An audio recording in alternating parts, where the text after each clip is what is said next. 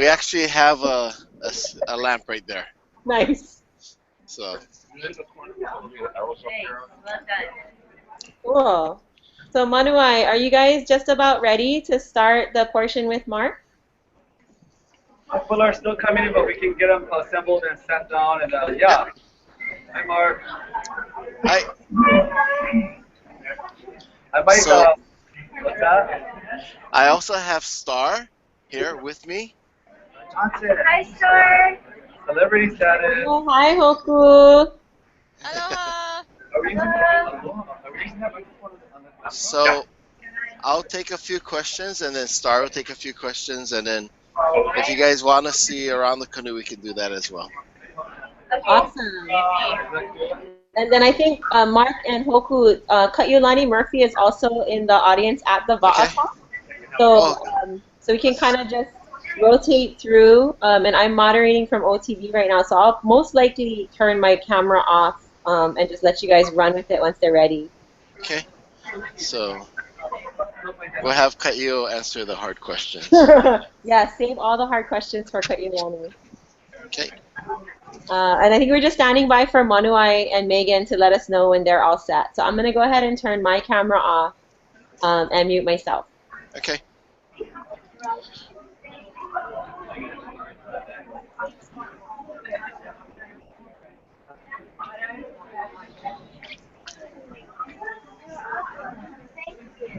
Anything else?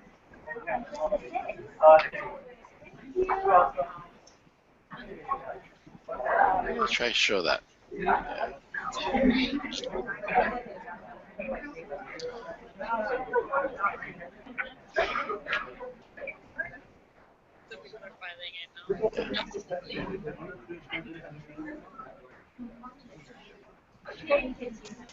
Is Mickey at home or something?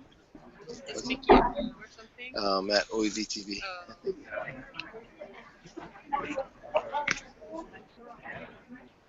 Aloha, everybody. Aloha to Yorktown, Virginia. We're going to do a quick introduction here in the room, and then we'll turn to you folks in a couple minutes. Is that okay? We'll be right back. We're going to introduce our Waʻa talks, and we'll come right back to you, Mark. Hold on. Okay. Let's try from this angle. Oh, okay. Where is it?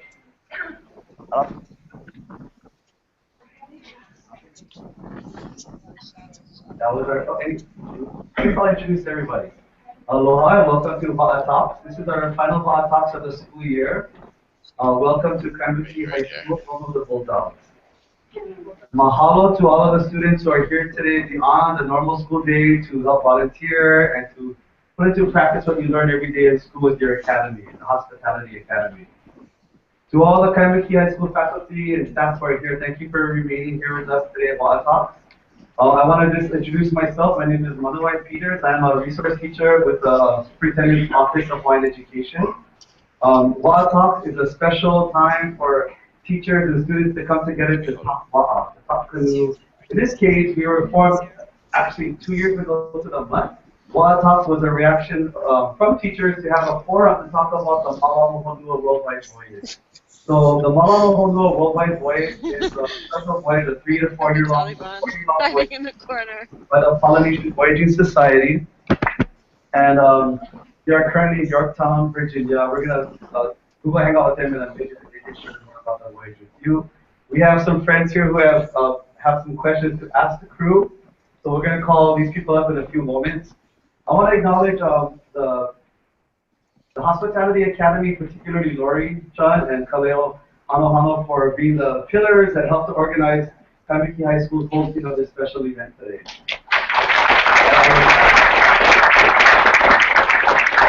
Also, I want to also acknowledge my colleagues from Punahou and Iolani and the charter schools. We have Kylie and Megan and Marcus here. He's now at Hokulea, but he's with Kamehameha Schools, and he's usually part of our planning team, and he is part of our planning team, but he had to leave, so he's over there, so he's still here.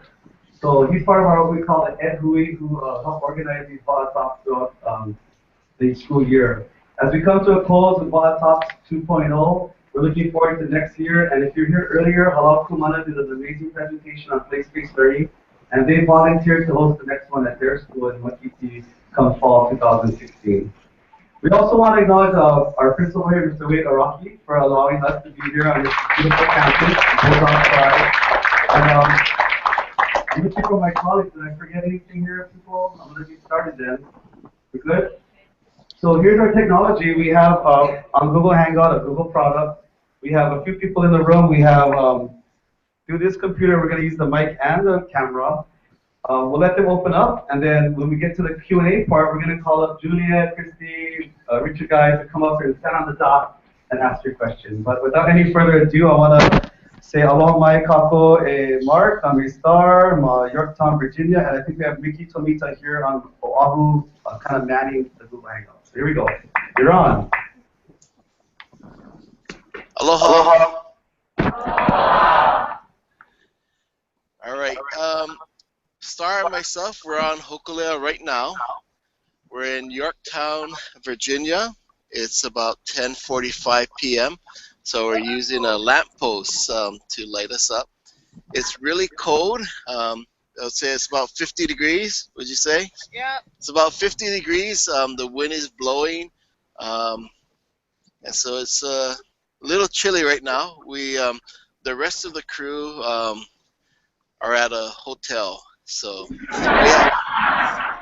we have a hotel right behind us. And so we're lucky that the American Canoe Association sponsored several hotel rooms for us. But we've been really busy.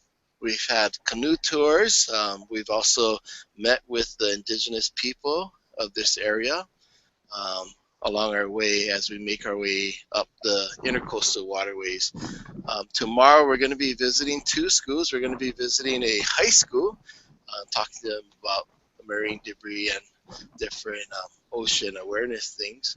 And then we'll also be going to a charter school called New Horizons, and we'll be talking to them about just our culture as well as the Waʻa. Later on this week, Saturday, we will be going to two reservations, tribal, and having some tribal visits with them. And then the following week will be canoe paddling down a river, one of the longest rivers that feed into the Chesapeake Bay. So that's kind of what we've been up to. We've had a great leg. We sailed from the crew on board. We sailed from Titusville, Florida. That's near Cape Canaveral, and we spent a day or two near and at NASA, and then we worked our way and sailed, or towed and sailed. We kind of call it tailing, towing and sailing, all the way up from Florida. And so we're happy to be here in Yorktown now, which is our final destination for this leg of the crew, or this crew for this leg. So with that said, we're going to be trading off, myself and Star, answering questions, and we'll go ahead. You have any questions for us?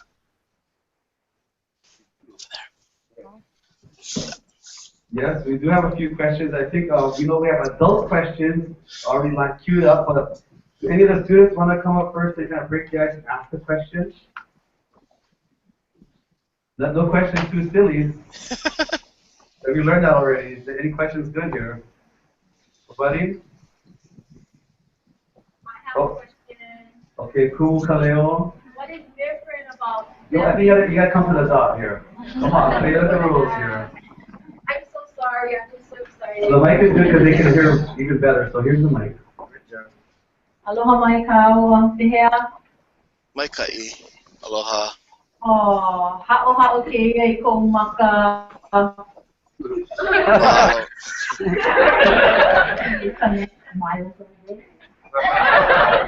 So question, what makes being in the United States in Virginia different from being in, say, parts of the Atlantic, or even maybe talk to us about being in South Africa? What's different about being in America as opposed to being in South Africa?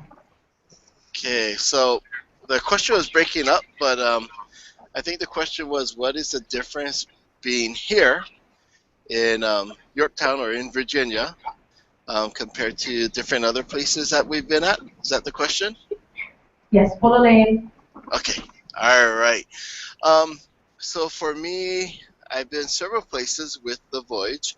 Um, one of them being Samoa, Tonga, and Aotearoa. And then also I was able to go to Cape Town, South Africa, and now on this East Coast leg. So the difference is that the people are different, but at the same time, the people are the same.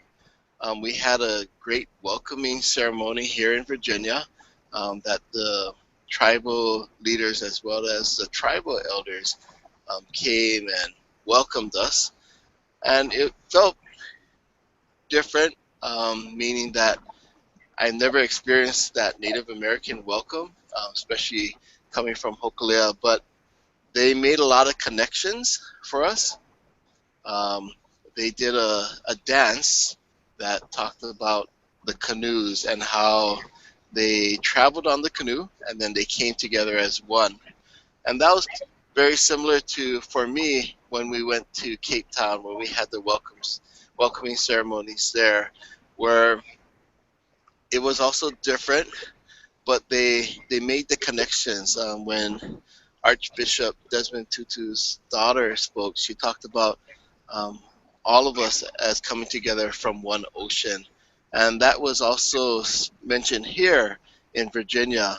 They talked about, we're all part of one people. We're all part of that one ocean that connects all of us. So there's some differences, but there's also a lot of similarities.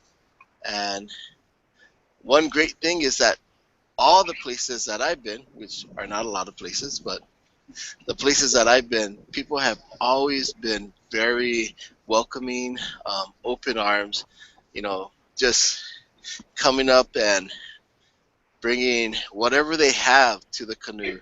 Whether it be in Florida, we got a lot of oranges, and just just the other night we had two uncles came, and they brought several big bags of blue crab that they steamed for us, and oysters and different things, and they just brought it and this kind of, this is for you guys. And then they even came back today and brought us more, like, just whatever they had. It seems like they brought cranberry juice and just different things. And I think we experienced the same thing wherever the canoe goes, is that people are always welcoming, full of aloha, and that's for me. So there's some differences, but a lot of similarities. Hope that answers your question. Just give your name and school and go ahead. Hi, my name is Kihao. I'm from St. Francis School. My question is navigating in the different hemispheres more or less difficult, or how is it different? Okay, so I'm not a navigator, but I know there's a navigator in the audience. So Kaiolani, so she can correct me if I say anything wrong, or if she wants to take the question, she can. But for me, from seeing our navigators, being on both sides of the hemisphere, meaning being on the northern and the southern, the concepts are all the same. We're using different stars. So in the northern hemisphere, you can use the North Star and such. But in the southern hemisphere, the North Star is gone, so you're using a different set of stars, but you're still using those same concepts of knowing where the stars as well as the sun rises and sets to get your directions. And so it's similar but different, maybe like my first question. We use the same concepts, but we use different stars. Mahalo. Okay, I'm gonna hand it off to Star so she can answer some. And hold on. Look how Richard Jr. from Lions Arboretum. Aloha! Aloha. Thank you to Kaimuki High School for setting this up. First of all, I hear they did an amazing job, so awesome. Okay, what is our question? Yeah. Aloha kaua Star. My name is Richard. Aloha. I work at Lion Arboretum in Manoa. My question for you guys is, around the world, have you observed the ocean debris and its impact on any sea life or marine life? And have you also, what are your observations of any coral bleaching or anything like that? So myself personally, this is my first leg. So as Mark mentioned, got in Titusville, came up the intra-coastal waterway. But people on our leg have been on many other legs, and including, of course, our captain, Bruce Blankenfeld. So that question has come up along the way. Our observations in the intracoastal waterway have actually been really positive, and it's been said over and over, like, wow, like there's literally, we don't see any rubbish in the intracoastal waterway other than a shipwreck here and there. And then there's always like a, you know, speculation like, oh, is that from a hurricane? Then there'll just literally be shipwrecks like into the bushes or onto these flats, but not much rubbish at all in the intracoastal waterway. But I mean, that was so obvious that we had discussions about other places that they have seen. And Uncle Bruce in particular mentioned that the Indian Ocean was really pilau, like lots and lots of rubbish, just like streams of rubbish coming through, and it was constant. So they were seeing lots of opala there, definitely the Indian Ocean. Were there other areas that people had mentioned? There was a lot of marine debris. That was the one we talked about the most. He said that the Indian Ocean, more than any other ocean he's been in, was really obvious just how much opala there was. As far as marine life, we saw lots of dugongs or manatees, and they were visiting us often as we were further south in Florida and Georgia for a bit. So only those two places did we see manatee. We did see alligator in sorry, my phone's going off and it's distracting me and I can't find it. There's too many zippers in this pocket, so I'm just gonna have to squeeze it. Okay, so other marine animals. We have seen nai'a, so we've seen dolphins, lots of dolphins, kind of shy ones, so they don't stick around for too long. Lots of birds. I think that's been new for us. We looked at a lot of ospreys, and we look at where their nests are, and bald eagles. We've seen bald eagles, and we have heard people talk about opening sea life and just having lots of opala, like people that were on other legs, like they couldn't even eat it because the fish were just filled with plastics. But as far as like my personal experience, has actually been really positive in this leg as far as rubbish and pollution. It's actually been pretty pristine in the areas that we've been, which is really positive. Okay, mahalo. It's almost 11 o'clock your time. I know it's cold and you guys want to get to bed. We have one more question for you, and then we're going to release the hangout, okay? Sounds good. Here we go. Okay, aloha, this is John Yasuda. Hey, aloha! I know you. I wanted to ask, because I know that you teach in the high school, right? So working with the younger groups of children, like elementary or even preschool, perhaps. I know it's only your first leg, but from what your understanding of in sailing in Hawaii and in other areas, what concepts do you think are the most important that should be instilled at like a preschool or elementary level that would open up the child's mind to better grasp the concepts that you might be trying to give them in high school? What are some of the key things you think might be important at the very younger age, at the much younger ages, like elementary or preschool? That's a very good question. I think the first thing that pops into my head, especially that's been reminded to me on this leg together, is relationships and relationship building and values, as you mentioned, like the core value of aloha and how you have to treat people with kindness, and especially on the Waʻa where you have such a small space and you really need to let go of any selfishness. And I think that value goes all the way definitely to preschool and even toddlers, right? Is like sharing and really not letting it be about you. And that's definitely been a value that really has been quite obvious on this leg. And there hasn't been much pilikia or issues at all, and especially when people remember those and we're treating each other with kindness. And sometimes we need to remind ourselves or others, like, you know, sometimes it's really never about us on this, especially. It's such a bigger thing that we're taking on, and there's really no room for selfishness, because the only time there's any issues are when people really are kind of just thinking about themselves, perhaps. And so I think those values, as you talked about with preschool, with aloha, aloha ke kahi, malama ke kahi, aloha aku, aloha mai, like all those things can carry through at any level from like the age of 2 and on, and they're definitely important on the wa'a, and a part of the big mission as well as the day-to-day importance on the wa'a. So I hope that answers your question. I think that's what you're asking. We're all nodding yes. Okay, awesome. I know I said that was the last question, but we're going to ask the students. There's about like 30, 20 or so students on the floor here. One more chance for student questions. Anybody? Tell about you guys. Maybe the boys. I see talking. You're going to do it?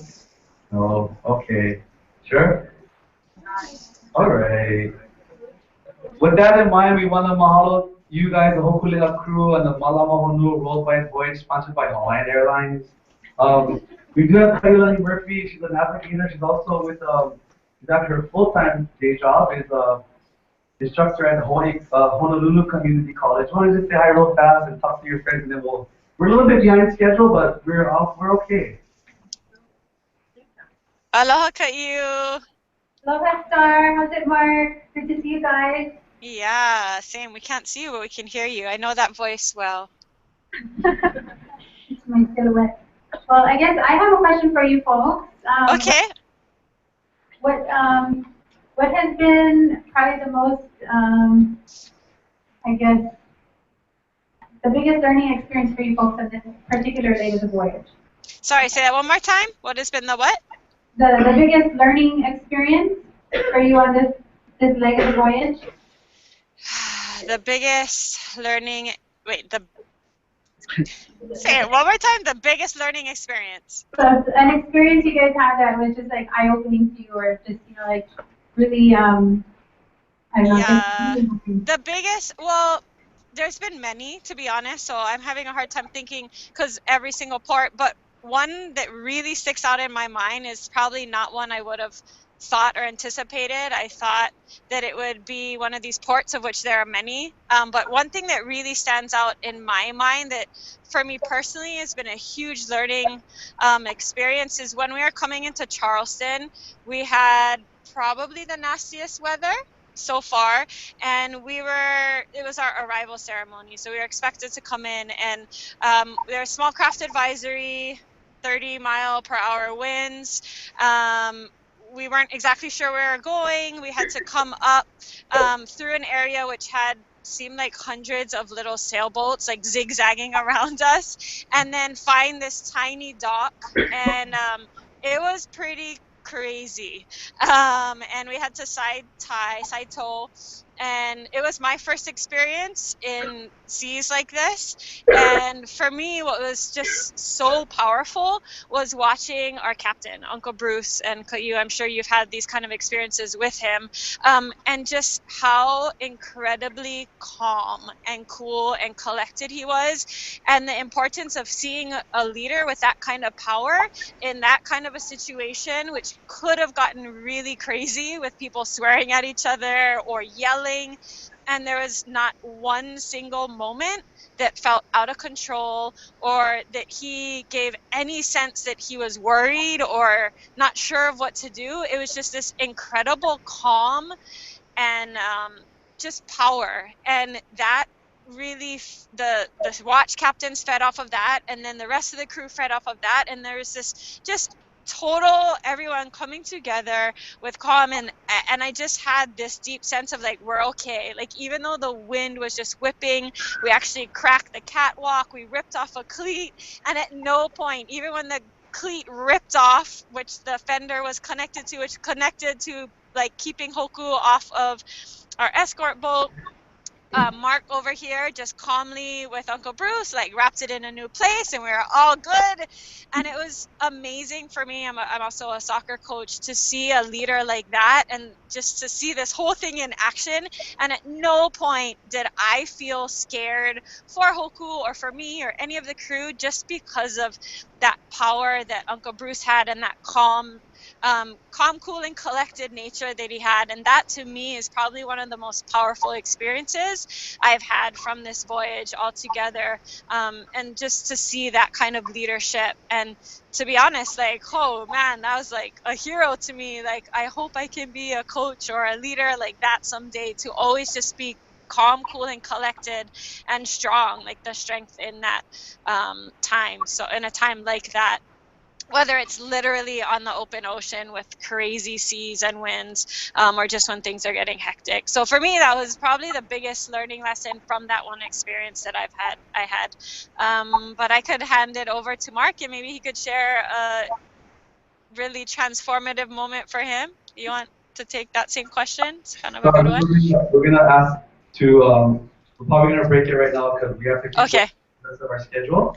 Okay, sounds good. I think you did an amazing job talking towards this thing called leadership, and I know that Thompson has talked about with this voyage leadership. It comes down to leadership. So thank you for encapsulating that for us. Yeah. To all of you there in Yorktown, sweet dreams, get some rest, and you're making us seasick going up and down on the camera here. You feel the spirit with you, so thank you for that. And God bless you all, and take care, and we'll be in touch. Yeah, bless you. God bless you guys too. And mahalo again for Kaimuki High School. Aloha. Okay, now it gets crazy. Now we're a little bit in our timing here. We're gonna divide the group in half. Okay, it's fun right now. Because we're a little bit over time, we still want to break it at 6 because we have the Galleria up here, and that's when the pencils get passed out. Hope you have an appetite for the Culinary Arts Academy needs the pencils, right? So in the next room on this floor, it's called B201. We're gonna split the group in half. Is that cool? Now we're gonna do a split flop.